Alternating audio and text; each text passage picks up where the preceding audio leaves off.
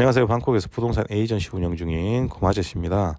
제가 최근에도 이제 상담을 받을 때 투자 목적을 물어보게 되면 콘도를 투자를 해서 에어비앤비를 돌리겠다는 분들이 아직도 계십니다.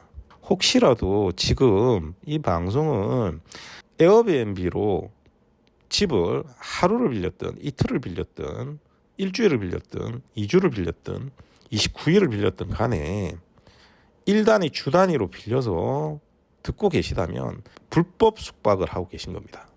자, 그러니까 지금 제가 알려드렸으니까 자, 지금부터 여러분들이 에어비앤비를 빌리시면 미필적 고의가 될 수가 없습니다.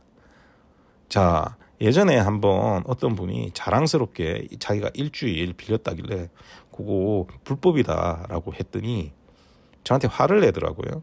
자기는 몰랐다면서 왜 범죄인 취급하냐는 식으로. 그냥 저는 불법이라고 얘기했을 뿐이거든요. 콘도에 가보시면 전부 다 붙여놨습니다. 여기는 호텔이 아닙니다.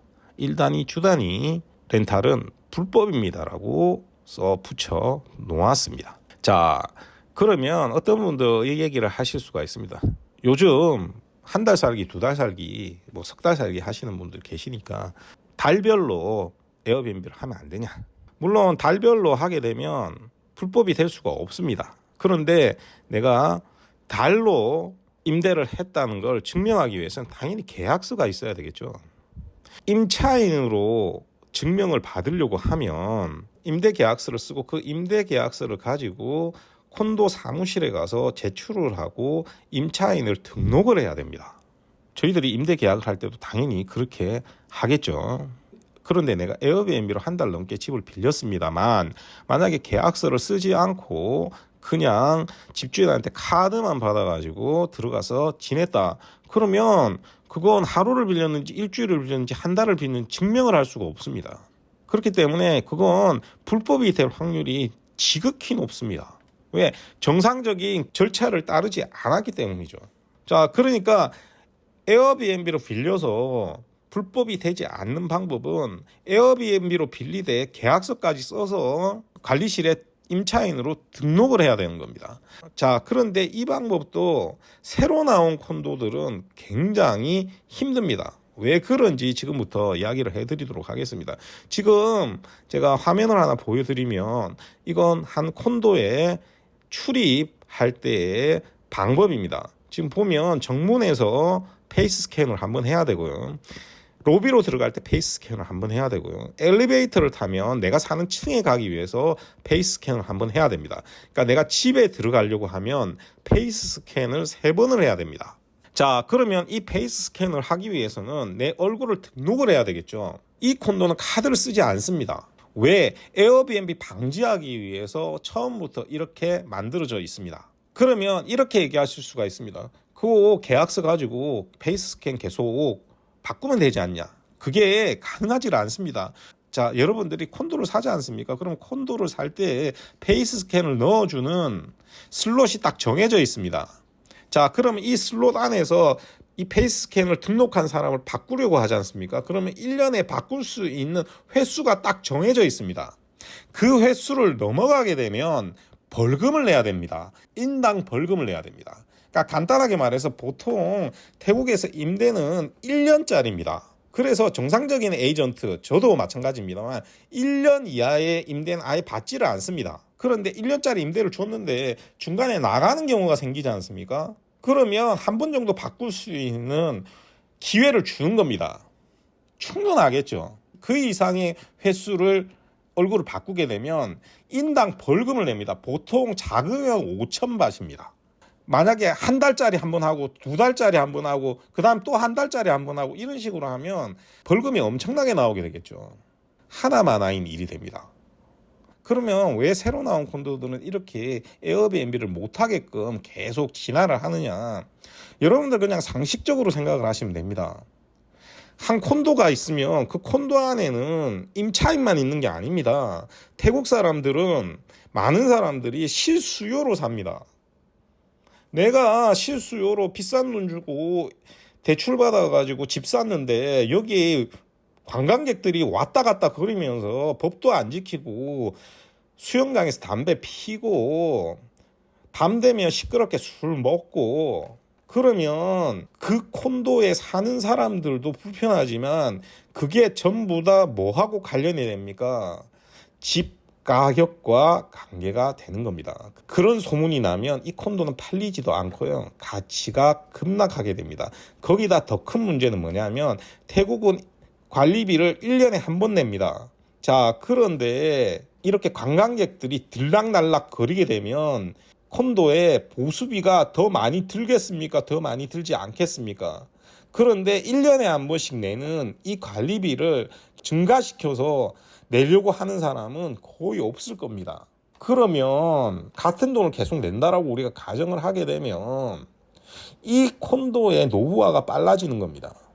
자, 그래서 어떤 경우가 있었냐면 3, 4년 전에 빨랑가오에 지어진 콘도들이 처음에 카드를 썼기 때문에 한 1년 정도 에어비앤비 때문에 골치를 굉장히 많이 앓았습니다. 그러다가 1년 후가 되면 뭘 하냐면 주민회의를 하게 됩니다. 저도 전부 다 참여를 했습니다만 이 주민회의에서 카드를 없애고 페이스 스캔으로만 출입을 하자고 하는 안건이 올라왔을 때 만장일치로 통과가 됐습니다.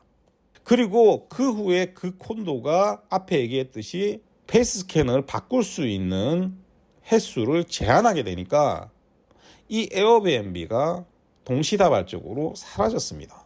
그리고 굉장히 조용해졌습니다. 그러니까 어떤 분이 여기는 카드로 하니까 요거 사가지고 에어비앤비 돌리면 되겠네 라고 생각하면 1년 후에 바뀔 수가 있는 겁니다.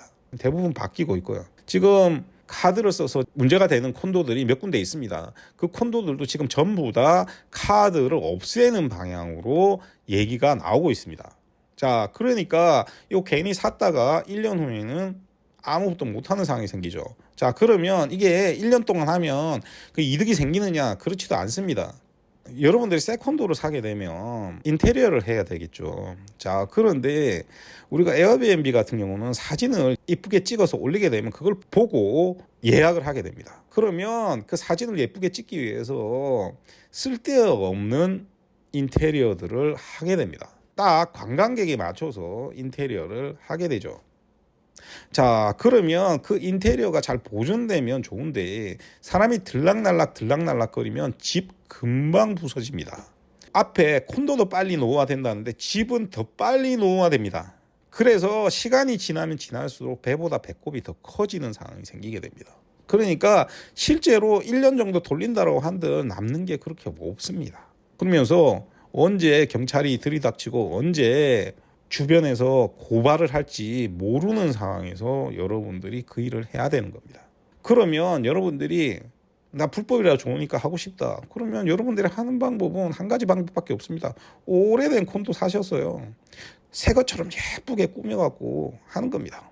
그런데 그 콘도는 연식이 된 콘도니까 이제 팔릴 때 손해를 볼 확률이 높겠죠. 그러니까 큰 이득이 없는 겁니다. 머리만 아프죠. 스스로 머리만 아픈 겁니다. 그러니까 혹시라도 어떤 사람이 콘도를 파는데 요거 사가지고 에어비앤비 돌리세요 뭐 이런 얘기 하시는 분 계시면 여러분들한테 불법을 종용하는 얘기나 다름이 없기 때문에 그런 사람들의 얘기는 한 귀로 듣고 한 귀로 흘리시길 부탁을 드립니다. 그래서 오늘 이 방송 이후에 저한테 상담을 할 때 투자를 해서 에어비앤비를 돌리고 싶습니다, 이런 상담은 앞으로 없을 거라고 저는 생각을 하겠습니다. 자, 사실은 오늘 제가 물건을 하나 공개를 하려고 했습니다. 제가 굉장히 좋아하는 콘도가 있습니다. 자, 그런데 제가 오늘 요 얘기를 하느라고 다음 주에 제가 이걸 공개를 하도록 하겠습니다. 이 콘도를 살 수 있는 자금이 되시는 분이 이 콘도를 놓치시면 정말 땅을 치고 후회를 할 겁니다. 향후 한 5년 안에는 이만한 콘도는 나오지 않습니다. 그래서 다음 시간에는 그 콘도 소개를 해드리는 시간을 갖도록 하겠습니다. 오늘도 들어주셔서 대단히 감사드리고요. 이상전 방콕에서 공아저씨였습니다.